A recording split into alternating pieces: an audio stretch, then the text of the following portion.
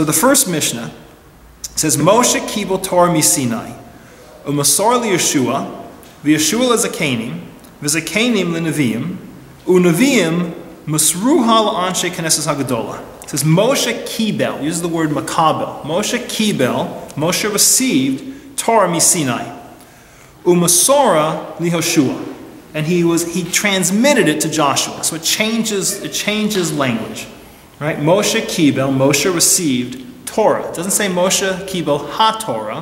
It just says Moshe kibel Torah. Moses received Torah from Sinai, and he transmitted it to Joshua. Why the difference of word? So you'll see throughout Avos, when it uses the word makabel or kibel, that is controlled by the capability of the receiver. Moshe received the Torah that he was capable of receiving, but he did not receive the Torah that his teacher was capable of teaching him. Hashem's handle on the Torah far exceeds Moshe's handle on the Torah. Right? God could transmit far more Torah. It doesn't say that Hashem transmitted the Torah to Moshe, because Moshe didn't get everything. Moshe got what he needed. But Moshe doesn't have the same depth of understanding of Torah that Hashem does. That's also why it doesn't say Moshe kibel ha-Torah. He didn't receive everything. He received what he, as a concrete, physical, mortal human being, was capable of.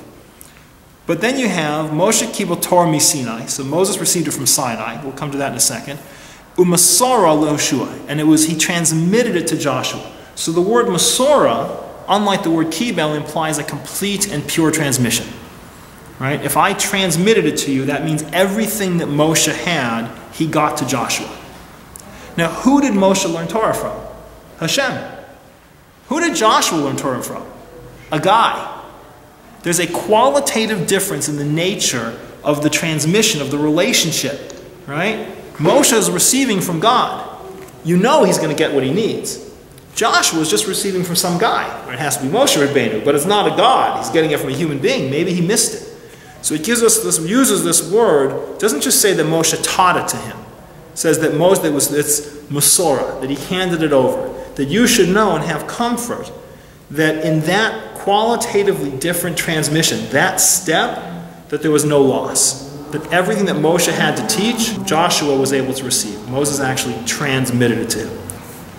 It goes, Yeshua leZakenim. There's no verb. Because there's no difference. Moses learned it from Joshua learned it from a guy. The elders learned it from a guy. Right? A Navi. But it's the same, but the nature, right? You hear that the nature of the relationship. Then it says Zakenim leNeviim, and Neviim masora l'Anshe Knesses HaGadola. So now this word masora comes back again. Because once again, you get to a transmission point where you might think that Torah got lost. What's the difference between Neviim and the men of the Great Assembly? The Neviim were Neviim. Right? The Neviim were in a generation where Hashem spoke to them directly. Right? They were prophets. Right? You have, though, an end of the era of prophecy. What's going to happen to us? Right? You can understand how Moshe would get the Torah. God spoke to him. In an era of prophecy, you can understand how you can make sure that the Torah is going to get transmitted properly. We're all prophets. Prophet to prophet to prophet to prophet. But what happens in a generation when prophecy is gone? And you no longer... the men of the Great Assembly were us. Much bigger than us. But they were guys living in a physical world. They were living in a world where God no longer straightens you out. Where you can't go to a prophet, a Navi, and say, hey, I'm not sure what I'm supposed to do here, what do I do? You've got to go to a Chacham, but you can't go to a Navi. These are the 2 points where the nature of the transmission, where the person transmitting is a qualitatively different level than the person of the preceding generation. Right? Moses to Joshua is the first transmission of man to man, and Navi to men of the Great Assembly is the first transition from prophets to people. And so the Mishnah tells us right at the beginning that it transferred at those 2 generations purely, with no mistake, no error, no loss. You'll see in the future Mishnayot, they're always going to say kibel, right? It's always going to use the word Kabbalah, because you'll see as we get farther and farther and farther away from Sinai, there is loss. In every one of these generations going forward, the pair, the zugot, right? They have a less firm connection than their teachers. It's going to be a descent generation by generation, but it's implied in the language itself. It says, Moshe kibel Torah miSinai. It doesn't say that he got it from God, it says he got it from Sinai. Right? So the question is why? And it's unusual. You say he got it on Sinai. He got it from Hashem. He received the Torah. Right? He got it from a place. So really what it means is he got it from miSinai. Sinai implies the whole Sinaitic experience. That you have to know, where do your ideas come from? Right? We're going to go through People ask me what made me frum. Right? It was really Pirke Avos that made me frum. Right? The genius of the Torah. Right? The absolute wisdom of idea after idea after idea after idea. The philosophical and moral principles of Torah are what made me frum. Are those just smart guys? So the problem we have in America is the generations that preceded us thought that the wisdom was the wisdom of smart guys.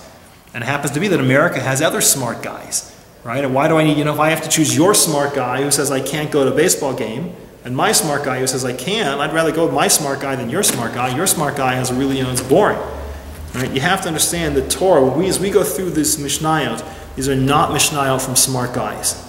None of these are the teachings of smart guys.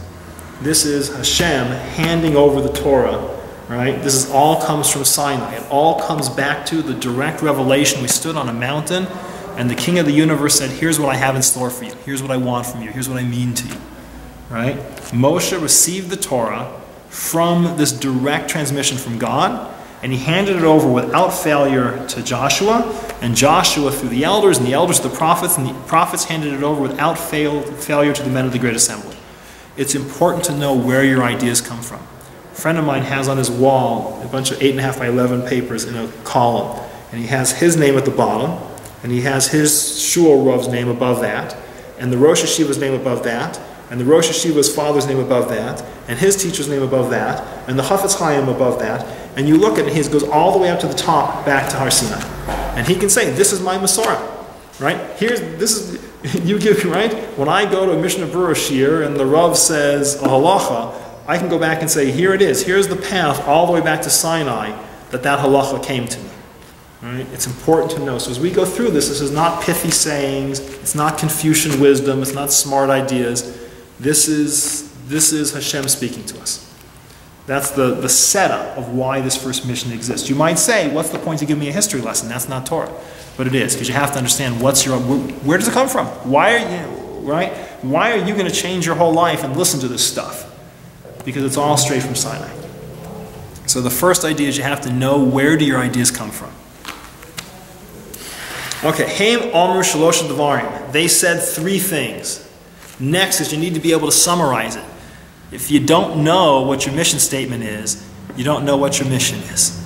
Right? You'll see throughout this, through Avos, each of these generations, they're going to say something. It means if you have an idea, you have to get a grip on your idea. You have to consolidate it.